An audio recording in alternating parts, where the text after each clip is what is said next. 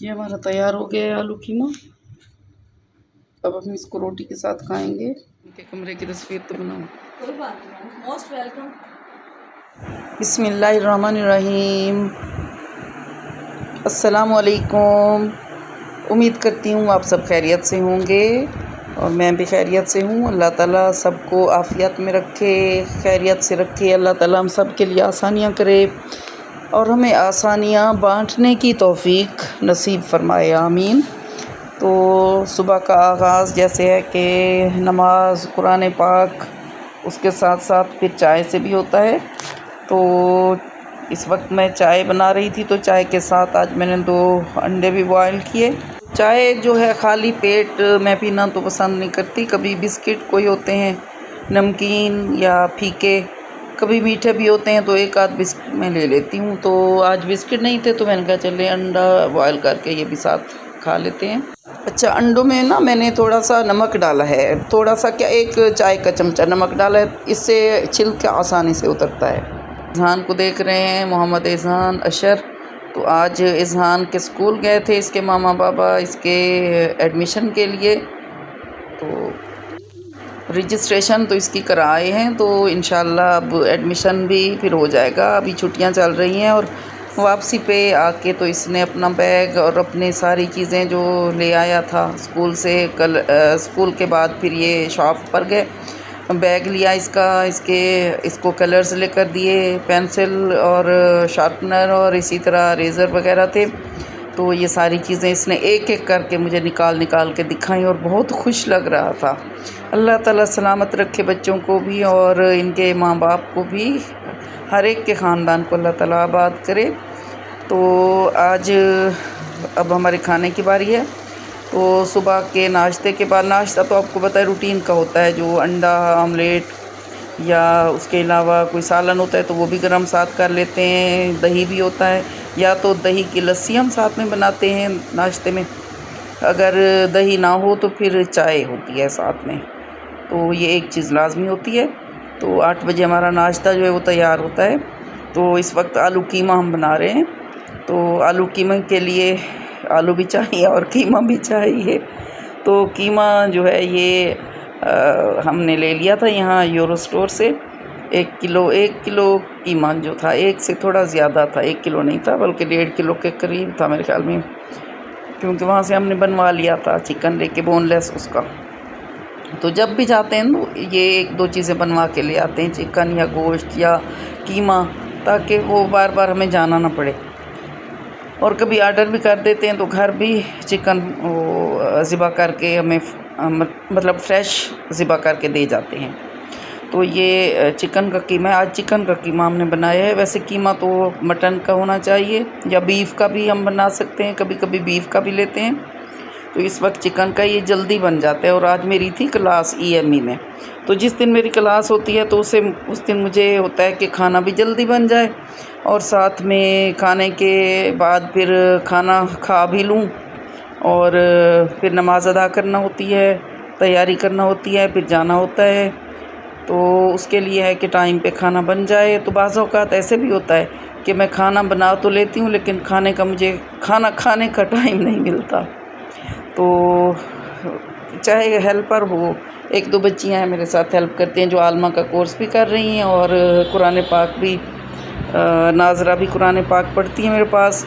उसके अलावा आलमा की क्लासेस के अलावा डेली सुबह रूटीन है कि मैं जब कुरान पाक 7 बजे से मैं स्टार्ट करती हूँ सुनना, तो तजवीद के साथ कुरान पाक सुनना स्टार्ट करती हूँ। तो उसके बाद फिर 12 बजे तक मेरा ये सेशन चलता है। दरमियान में फिर नाश्ता भी होता रहता है और बाकी सारे काम जो हैं कि अगर कीमा बनाना है, निकाल के फ्रिज में से रख देते हैं, बाहर निकाल के रखने की वजह से ना थोड़ा सा वो मेल्ट हो जाता है, तो इसकी वजह से जल्दी फिर पकता भी है। गोश्त है तो वो भी, या इसी तरह की चीज़ें, या जो भी सब्ज़ी बनानी है तो उसको पहले निकाल के तो काट के रख देते हैं हर चीज़, ताकि बनाना आसान हो। तो इस वक्त मैंने नमाज़ भी अदा करनी थी, तो ये सारा कुछ फ्राई करने के लिए मैंने करके, यानी प्याज वगैरह फ्राई। अच्छा, आपको ये भी बता दूं कीमा मैंने कैसे मतलब फ्राई किया, इसमें क्या डाला है। तो प्याज, सबसे पहले तो प्याज होते हैं ना, प्याज फ्राई करते हैं।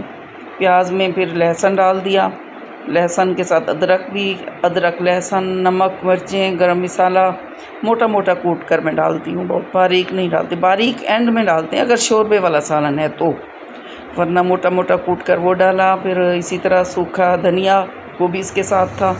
तो ये सारी चीज़ें मिक्स करके डाल के कुछ थोड़ा सा पानी भी डाला ताकि अच्छी तरह गल जाए। तो जितनी देर में मैंने नमाज़ पढ़ी ना उतनी देर में ये कीमा गल गया था। तो वापस आके मैंने फिर इसको चेक किया 20 मिनट तक, तो ये गल गया था। थोड़ा सा पानी था, इसको फ्राई किया और आलू जो हैं वो बच्चियों ने काट लिए थे। एक ने आलू काट लिए थे, एक ने पानी की बोतलें भर ली थी फ्रिज में रखने के लिए। तो डिस्पेंसर भी है लेकिन सारा वो डिस्पेंसर काम नहीं आता ना इतना ज़्यादा। हमारे घर में बहुत सारे माशाल्लाह से अफराद हैं, फैमिलीज़ हैं। जैसे हम 3 फैमिलीज़ हैं, 2 बेटे 2 बहू हैं, 2 एक पोता पोती और फिर 2 बच्चियां मेरे पास होती हैं। 2 हम हैं, मियाँ बीवी हैं। तो हम लोग नीचे होते हैं, ऊपर बच्चे होते हैं, तो इसलिए फिर पानी चाहिए होता है। फिर ऊपर भी फ्रिज है, तो नीचे से फिर ठंडी बोतलें ऊपर भी बच्चे ले जाते हैं या रख आते हैं हम लोग। तो ये आपको फ्रिज दिखा रहे हैं आज। आटा के साथ ना रोटी बना के कितना काफ़ी आटा और गूंदना है।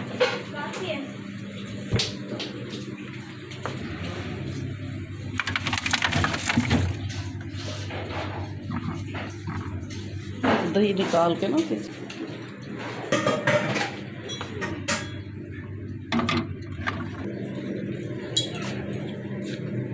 इसमें क्या है चाहिए हमारे 4 डब्बे हैं।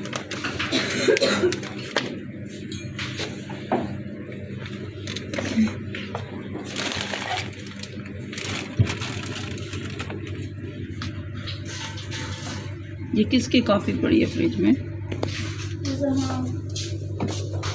ओल्ड चॉकलेट मिल्क है।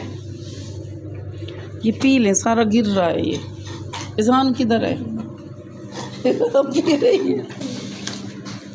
ठीक है, इसको उधर रखिए बेटा, वहाँ। आज इसमें क्या है? चने का सालन ऐसे नहीं रखते बेटा, थोड़ा सा सालन है, इसको किसी डिब्बे में डालें। आप ये ले आओ, ये इधर से साफ करो थोड़ा सा। नीचे वही गिरा है ना।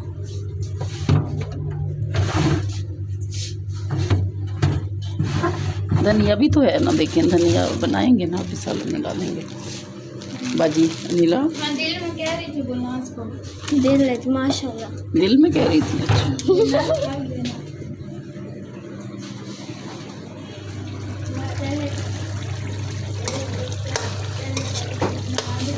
तो कीमा जब गल गया तो इसमें हमने आलू डाले और उसको हल्की आंच पे रखा। आलू डालने के साथ साथ ना इसमें 1 गिलास पानी डाला। 1 गिलास इसलिए कि कीमा भी ज़्यादा था, आलू भी ज़्यादा थे, और हल्की आंच पे इसको रख दिया। तो उसके बाद फिर ये नरम हो गए। जब नरम हो गए तो इसको फ्राई कर लिया और फ्राई करके फिर हमने पका लिया और फिर खा लिया। तो ये तो हमारा खाना था। तो दूसरा ये कि हमारा फ्रिज आपको खाली लग रहा होगा क्योंकि कुछ दिन हो गए हैं हम लोग किसी स्टोर पे नहीं गए। स्टोर पे जाके फ़्रूट मैं ख़ुद लेती हूँ। जब फ्रूट लेते हैं तो यानी एक चीज़ है कि आप जब कोई भी फ्रूट लें, बाकी चीज़ें आप मंगवाएं जिससे दिल करे, लेकिन फ़्रूट आपको ख़ुद लेना चाहिए। तो यहाँ पे इस वक्त नहीं थे हमारे पास, तो ये रोटी हमारी बन रही है। रोटी के साथ हमने फिर सालन जो है वो खाना है।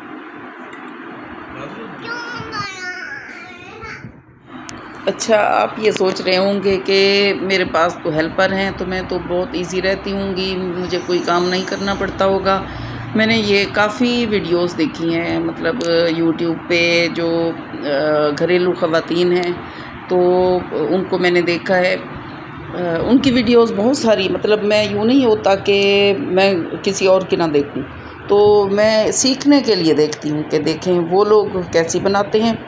तो अक्सर ख़वातीन जो हैं ना वो किचन में ही बनाती हैं अपनी सारी वीडियोस, क्योंकि उनका ज़ाहिर है बाहर नहीं जाना होता, बाज़ औक़ात ख़वातीन को ज़्यादा नहीं जाती, घर में ही रहती हैं। तो इसीलिए किचन की ही बनाती हैं। तो और ये भी बताती होती हैं कि हमारी कोई हेल्पर नहीं है।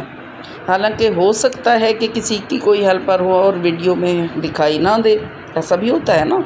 तो आप यूँ देखें कि हेल्पर जो होता है ना, कोई इसमें इसको बोझ ना समझे। मैं ये चीज़ पसंद करती हूँ कि अगर कोई हेल्पर हमारा है और उसकी हम हेल्प कर रहे हैं, वो हमारी हेल्प कर रहा है। जैसे अब मेरे पास बच्चियाँ हैं, अब वो पढ़ भी रही हैं, आलमा का कोर्स कर रही हैं, मैं कोई फ़ीस नहीं उनसे लेती, और उल्टा जो है उनकी शादी का जो भी है वो मैं करूँगी। यानी मेरी ज़िम्मेदारी है कि उनकी जब शादी होगी तो सारी शादी का ख़र्चा, और उसके अलावा अगर कोई महीना मंथली लगाना चाहे तो भी उनकी मर्ज़ी होती है। पढ़ती भी हैं बच्चियाँ, उनको माहाना जो है, एक बच्ची है उनके वालिदैन को मैं जब भी जाती हूँ 2 महीने की इकट्ठी तनख्वाह उनकी दे आती हूँ। तो ये काम है। और आप यूँ देखें कि हम लोग जो काम मैं कर रही हूँ या जो काम कोई एक डॉक्टर करती हैं या कोई एक टीचर करती हैं, तो वो काम कोई मेड नहीं कर सकती। लेकिन जो काम कोई मेड कर सकती है वो काम हम भी कर सकते हैं। यानी मैं कर सकती हूँ, कोई टीचर कर सकती है, कोई भी डॉक्टर भी कर सकती है। यानी घर के काम काज जो है वो हर खातून कर सकती है। जब कोई मेड नहीं आती तो हर कोई अपनी मशीन खुद लगा रहा होता है। लेकिन जो काम क्रिएटिव काम होते हैं, किसी को पढ़ाना, जैसे अब तजवीद है, इतना आसान नहीं है तजवीद के साथ कुरान पढ़ना। और आप में से भी अगर कोई भी पढ़ना चाहे तो मुझे मैसेज करके कमेंट में मैसेज कर दें कि मैं कुरान पढ़ना चाहती हूँ। अपना नंबर मुझे आप बताएंगे कि मतलब मेरे साथ रब्ता करें तो मेरे नंबर पे, तो आपको नंबर भी भेज दिया जाएगा और रब्ता भी कर लिया जाएगा, तो आप भी पढ़ सकते हैं। तो ये आसान नहीं है। और सबसे अहम है, ये कुरान फ़र्ज़ है हर एक मर्द व औरत पर। कुरान पाक पढ़ना, पढ़ाना, सही सीखना, सिखाना, ये पूरी ज़िंदगी का काम है, कोई एक दिन का काम है नहीं। तो अगर आप इस काम में मसरूफ़ हैं और आप कोई हेल्पर अपने पास रखना चाहते हैं तो आप रख लें। अल्लाह ताला आसानियाँ पैदा करता है। ऐसा नहीं है कि कोई भी इतनी गुंजाइश ना हो किसी के पास के कोई किसी को हेल्प के लिए वो ना रख सकें। अपने ही खर्चे में से थोड़ा सा बचा के आप ये काम करें और आप कोई क्रिएटिव काम करें, ऐसा काम करें कि जो हर कोई नहीं कर सकता। हर कोई एक जैसा नहीं होता ना, हर एक को अल्लाह ताला ने मुख्तलिफ़ सलाहियतें दी हैं। तो यहाँ पर इस वक्त तो मैं जा रही हूँ क्लास में, EMB जा रही हूँ ना, मैंने बताया या शायद नहीं बताया। तो EMB में क्लास में जा रही हूँ और ड्राइव भी कर रही हूँ, साथ में वीडियो भी मैंने कभी कभी कहीं कहीं मैंने कैमरा ऑन करके तो बना ली है एक हाथ से। तो थोड़ा मुश्किल काम होता है, लेकिन कभी कभी मैं ये कर लेती हूँ, क्योंकि फिर कोई और हेल्पर मेरे पास गाड़ी में तो नहीं बैठा होता ना। कभी होता है कोई मेरी स्टूडेंट बैरिया टाउन से मेरे साथ जाए। तो इस वक्त चूँकि क्लास का दिन था तो मैं फिर जा रही थी। तो अल्लाह ताला आसानियाँ देता है और आसानियाँ बांटने वालों में आप भी शामिल हो जाएं। यहाँ पर मैं पहुँच चुकी हूँ क्लास में। Most welcome.